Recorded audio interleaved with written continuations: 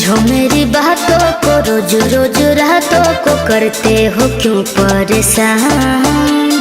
पिया मेरे साइड से करते हैं गाइड, है सबका मेरे पे ही ध्यान। अरे छत पे आ जाओ। बुझो मेरी बातों को, रोज रोज रातों को करते हो क्यों परेशान। क्या करें? पिया मेरे साइड से करते हैं गाइड, है सबका मेरे पे ही ध्यान। जॉनी किया करो कॉल, बड़ा बाउर है माहौल, श्रीमान मेरे लगन सो रहे हैं। तू मटक मटक के चली गई, तू मटक मटक के चली गई, हम माथा पटक के रो रहे हैं। जिस पेड़ के नीचे मिलते थे हम उस पे लटक के रो रहे हैं।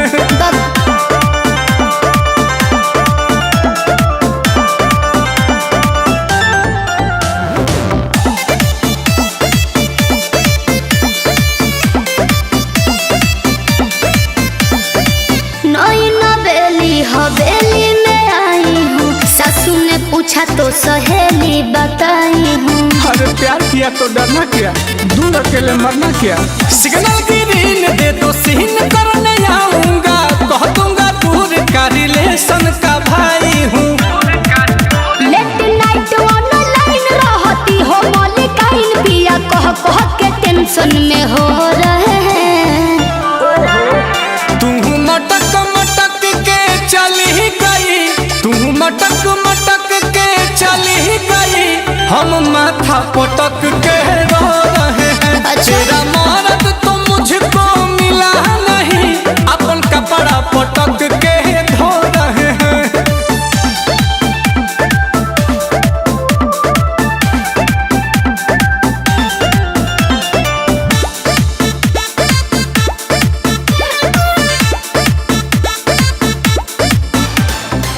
माथे पे मेरे पति बरता का टीका है, पिया के आगे तेरा प्यार फीका फीका है।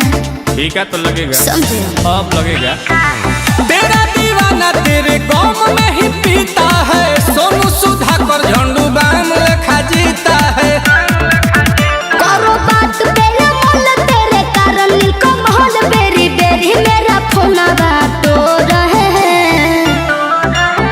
तू मटक मटक के चली गई, तू मटक मटक के चली गई, हम माथा पटक के रो रहे हैं। जिस वृक्ष के नीचे मिलते थे उसका टहनी पकड़ के सो रहे हैं। गिर जाओगे। आंखों से जल दे रहा हूँ।